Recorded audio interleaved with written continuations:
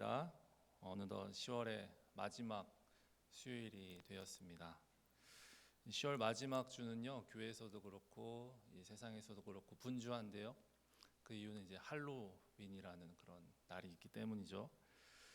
그래서 사람들이 이 어둠 깜깜한 이 밤에 나와서 귀신 혹은 괴물 무서운 아이들도 그렇고요.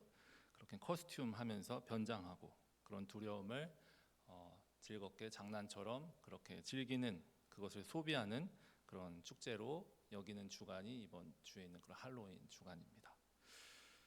근데 또 한편으로 이 10월 31일을요, 하나님께서 또 다른 어떤 역사를 함께 이루어 주셨는데, 그것은 1517년에 있었던 비텐베르크 교회에 붙인 이 독일의 마틴 루터가 95개조 반박문으로 시작된 그런 종교 개혁일이 있습니다. 근데 안타까운 것은 이 종교 개혁의 그런 아름다운 시작이 이 어둠을 즐기는 이 세상 문화에 의해서 전혀 이제 힘을 쓰지 못하고 있는 상황을 저희가 이제 보게 되는 것이죠. 저희가 에스라서를 수요일마다 보고 있는데요. 이 에스라서 이제 포로 귀환한 이스라엘이 이제 성전 재건을 이제 시작했습니다. 유다 베냐민의 대적들이 이제 성전 건축에 동참하게 해달라 요청했는데 이스라엘이 거절했고, 그로 인해서 이제 성전 재건의 방해가 이제 시작됩니다. 그래서 세상 여러 가지 권력 속에서, 거짓과 왜곡 속에서 이제 성전의 재건이 중단이 되기 시작합니다. 그래서 지난 시간에 읽었던 에스라 4장 5절을 저희가 다시 한번 읽어보겠습니다. 에스라서 4장 5절입니다. 시작. 바사왕 고레스의 시대부터 바사왕 다리오가 즉위할 때까지 관리들에게 뇌물을 주어 그 계획을 막았으며. 아멘. 바사왕 고레스 시대부터 이 다리오가 즉위할 때까지 뇌물을 주어 그 계획을 막았다, 이렇게 기록이 되어 있습니다. 그러면서 이런 불이익이 있음에도 불구하고 이스라엘 백성들이 하나님 앞에 충성하며 신앙의 순결을 지키기 위해 그렇게 하나님께 나아갔다는 사실을 저희가 지난 시간에 한번 나누었습니다. 그리고 오늘 읽은 24절을 다시 한번 보면, 24절에 다시 한번 읽어보겠습니다. 시작. 이에 예루살렘에서 하나님의 성전 공사가 바사왕 다리오 제2년까지 중단되니라. 그래서 24절에 보면요, 다리오 왕 제2년까지 이 성전 공사가 중단되었다고 이제 정확하게 기록이 되어 있는 것이죠. 그래서 우리가 여기서 한번 이 오늘 말씀을 보면서 생각해 보면 좋을 것은, 하나님께서 꼭 저렇게 성전 공사를 중단시키셔야만 했나 하는 질문을 이제 하게 됩니다. 하나님께서 이 대적들을 다 물리치시고 저 왕들에게 좀 하나님께서 지혜를 주셔서 잘 분별하게 하셔서 이 대적들이 고발했던 것들 다, 그 동기들을, 불순한 동기들을 다 꿰뚫어 보게 하셔서 성전 재건을 오히려 돕게 하셨으면 안 됐을까, 이런 생각을 한번 해볼 수가 있습니다. 또 1장에서 이 고레스 왕을 통해서 이 포로 귀환을 통하여서 하나님의 그 섭리가 나타났던 것처럼 그러한 이 역사도 이 성전 재건 가운데 나타나게 하셨으면 안 됐을까, 이러한 고민들 통해서 우리가 한번 나아가는 시간을 오늘 말씀을 통해서 보기를 소망합니다. 그래서 저희가 6절부터 한번 쭉 훑어보면서요 보기를 원하는데요. 이 6절부터 이 대적들의 어떤 고발의 내용이 담긴 이제 편지들이 등장합니다. 한번 같이 읽어보겠습니다. 시작. 또 아하수에로가 즉위할 때 그들이 글을 올려 유다와 예루살렘 주민을 고발하니라.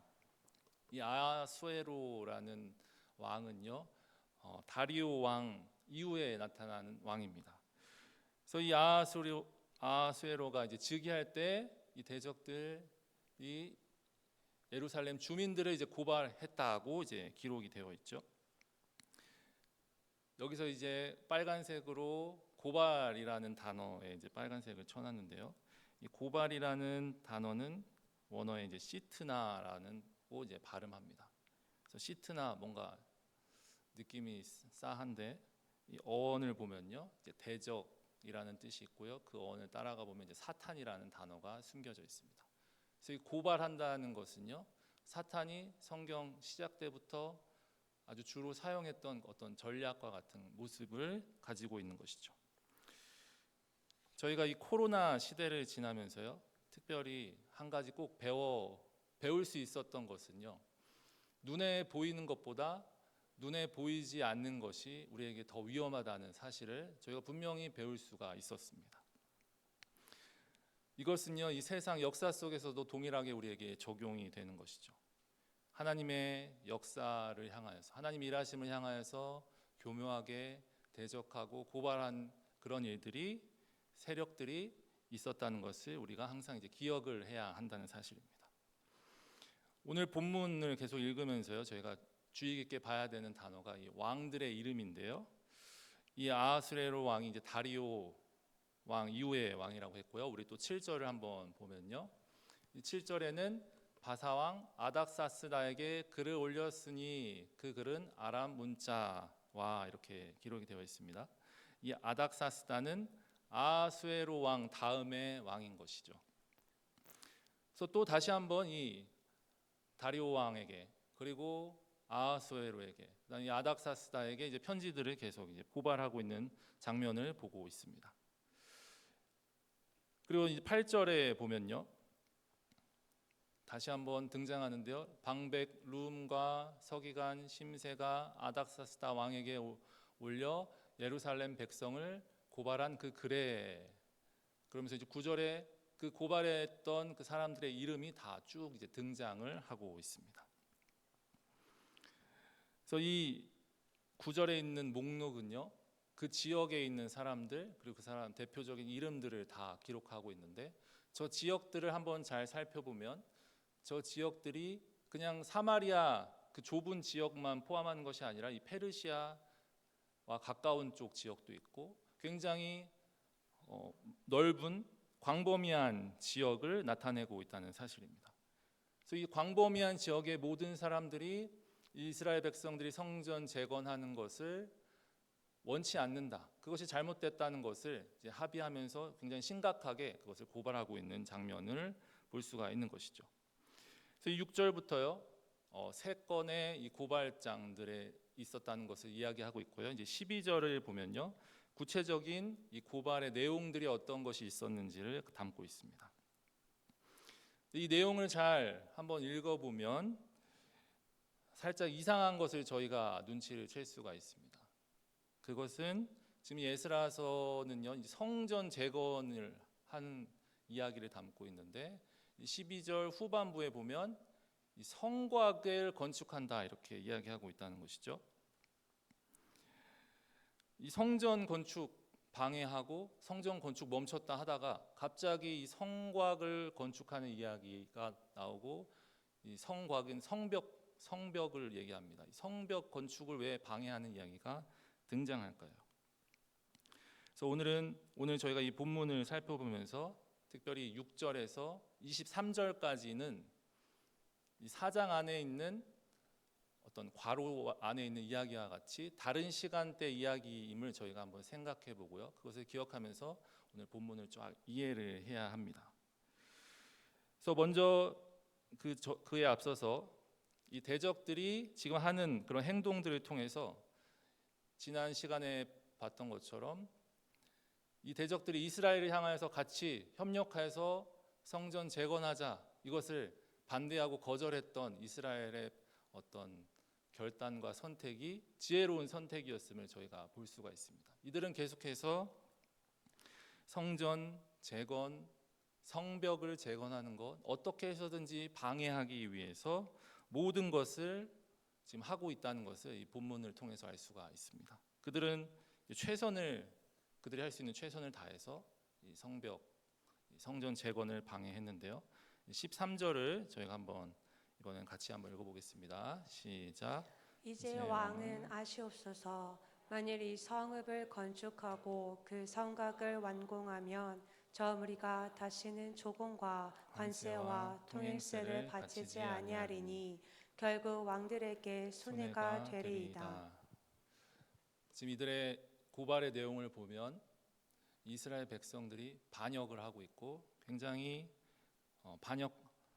이 왕을 향해서 굉장히 손해를 끼치는 민족이다 이렇게 얘기하고 있습니다. 그러면서 관세, 조공, 통행세도 바치지 않다 이러면서 정확하게 증거 없는 말들을 이야기하는데요. 역사가 헤로도토스라는 사람에 의하면요, 당시 왕실 금고의 연간 수입의 2%, 아주 적은 그렇게 크지 않는 것만 세금으로 납부했기 때문에 예루살렘에서 이런 세금을 내지 않더라도 크게 이 페르시아라는 대제국에게 큰 손해가 되지 않았다고 이야기하고 있습니다. 그러니까 여기서 우리가 알 수 있는 것은 지금 저들의 고발이 굉장히 확대되어 있고 좀 허위된 고발을 하고 있다는 사실입니다. 그리고 이어서요 15절에로 보면 왕은 조상들의 사기를 살펴보시면 그 사기에서 그 성읍은 패역한 성읍이라. 계속해서 고발하는 내용이 이제 이 과거 조상들의 어떤 역사를 살펴봐도 이스라엘 백성은 굉장히 패역한 성읍입니다. 예루살렘은 패역한 그런 왕에게 손해를 끼치는 그런 민족이다 이렇게 이야기를 하고 있고요. 16절에 이 성곽이 준공이 되면 이 왕의 강 건너편 그 영토가 다 영지가 없어질 것입니다. 이렇게까지 얘기하고 있는 것이죠. 이스라엘 백성 가만히 두면 왕의 땅도 사라질 것이다 이렇게 얘기하고 있는 것입니다. 그래서 이 고발장의 내용들을 통해서 저희가 두 가지를 확인할 수 있는데, 첫 번째로는 이스라엘에 대한 오해와 어떤 거짓된 말로 다 기록이 되어 있다는 사실이고요. 두 번째로는 고발하는 자신들은 굉장히 충성스러운 그런 신하임을 이야기하고 있습니다. 이러한 고발장을 보고, 거짓된 고발장을 보고 왕이 이제 지혜롭게 그것을 판단하고 분별을 해서 그렇게 나아가야 하는데요. 그런데 17절에 보면 이 왕이 그것을 잘 분별하고 판단하지 못하고 이들의 고발에 대한 효과가 나타나는 것을 이제 볼 수가 있습니다. 그리고 이 19절에 보면 왕이 이제 이야기하고 있는데요. 명령하여 살펴보니 과연 이 성읍이 예로부터 왕들을 거역하며 그 중에서 항상 패역하고 반역하는 일을 행하였다 이렇게 이야기하고 있습니다. 그래서 이것을 이들의 고발장을 같이 읽어보고 또 이것이 정말 맞는지 한번 살펴보고 그랬는데 정말 이스라엘 백성들이 패역한 그런 반역하는 일을 하는 백성이라 이렇게 왕이 이제 생각을 하게 되는 것입니다. 사실 이스라엘은 이미 포로 귀환한 아주 작은 민족이었습니다. 페르시아에 비하면. 예전에는 다윗 솔로몬 시대 나라를 통일 왕국을 이루고 이런 좀 힘이 있었다고 하지만 지금 현재 이미 포로 생활하다가 돌아온 이 나라가 이 페르시아를 향하여서 그렇게 힘이 있지도 않고 반역할 의도도 전혀 없으며 위협이 되지도 않았음에도 불구하고 이미 페르시아 왕은 이 고발장들에 의해서 인간의 그런 연약한 모습이기 때문에 이미 선입견이 다 생겨버린 것이죠. 그래서 이미 정확하게 이것들을 잘 판단할 수 있는 분별력을 잃어버리고 이미 색안경을 끼워서 이것을 올바르게 보지 이제 못하게 된 것입니다. 이 모습들을 통해서 우리 성도 여러분, 우리도 이 세상을 살아갈 때 정말 하나님의 말씀에 의지하여서 어떤 진실보다는 우리 만들어진 이미지, 어떤 선입관과 어떤 색안경으로 우리 세상을 바라보고 있는지 한번 생각해 볼 수가 있습니다. 말하고 말하지 않고에 의해서 우리는 굉장히 좌로 우로 흔들리기 쉽습니다. 그래서 이 에스라 4장의 이 거짓 보고서로 인해서 예루살렘과 이스라엘은 반역하는 그런 민족, 반역의 도시가 되고 말았습니다. 그래서 재건이 다 무너지고 재건했던 그런 계획들은 다 무너지고 그들이 사기는 다 꺾이게 되었습니다. 그래서 거짓이 진리를 이겨버린 것처럼 지금 오늘 본문은 이제 보여주고 있는 것이죠. 그래서 아닥사스다의 이제 이 19절 이후로 아닥사스다의 답장이 계속해서 등장하는데요. 정확하게 23절을 보면 23절에 이 왕 아닥사스다의 답장으로 인해서 이 공사가 이제 정확하게 중단이 됩니다. 그래서 후반부 빨간색 글씨를 보면 유다 사람들을 보고 권력으로 억제하여 그 공사를 그치게 하였다 이렇게 얘기하고 있습니다.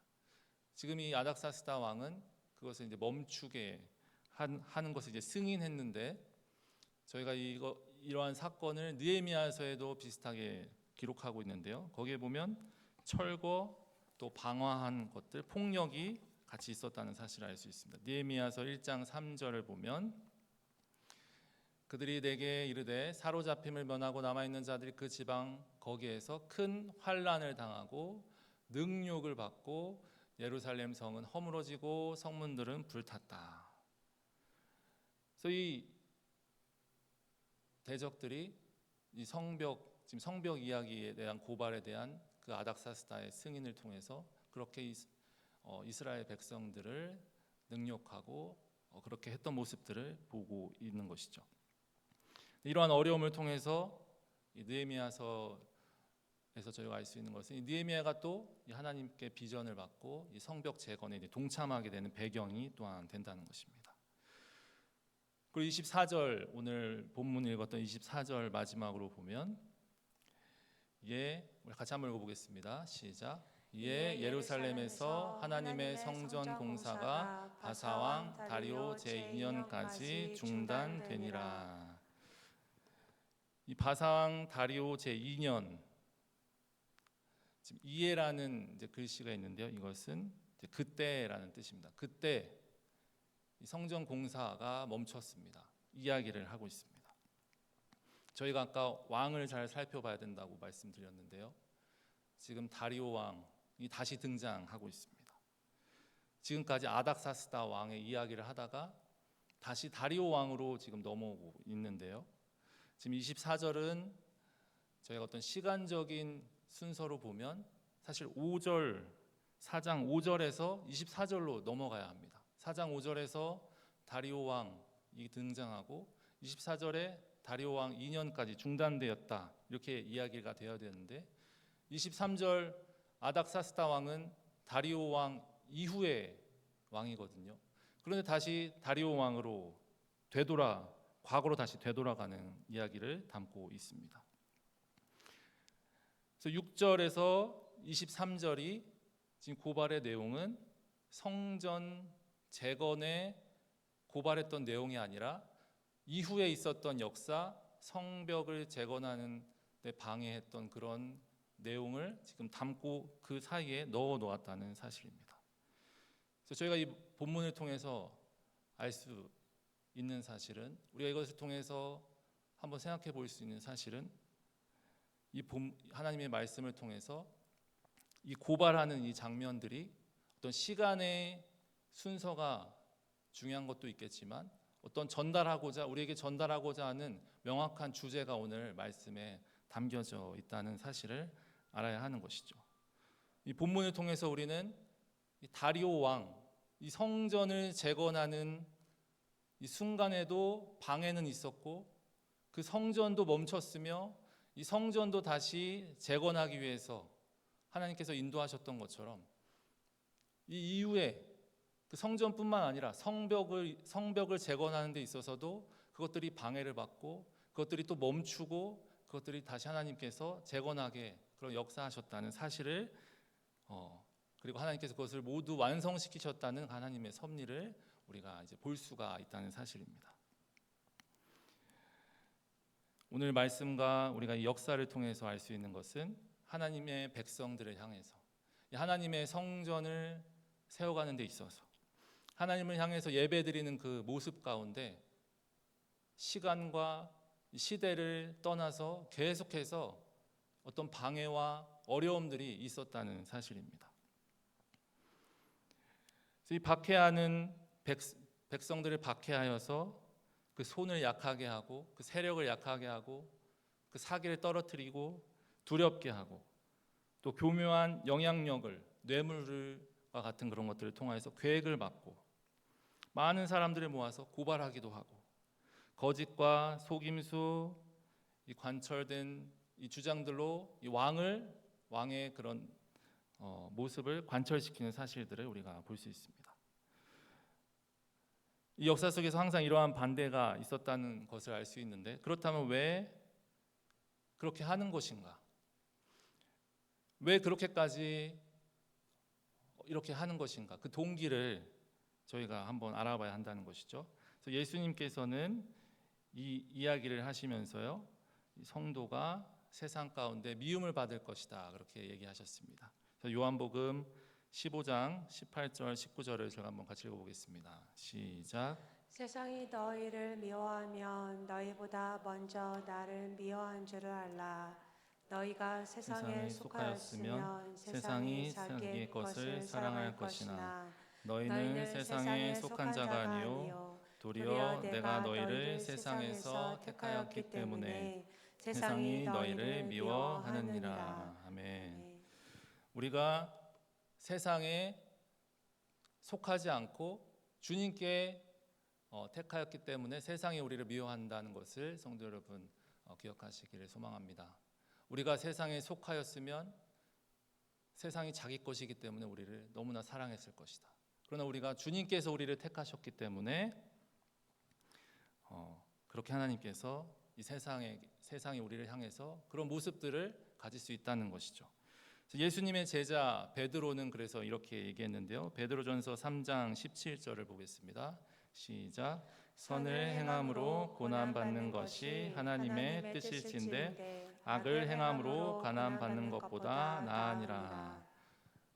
이 본문의 말씀은 악을 행함으로도 고난 받을 수 있다는 것입니다. 우리의 모든 고난이 다 하나님의 뜻이라는 것은 아니라는 것이죠.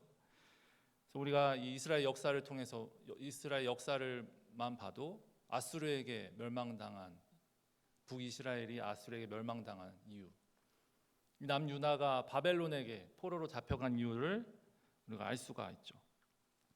그래서 악을 행함보다 우리가 선을 행함으로 고난을 받으라 이렇게 말하고 있습니다.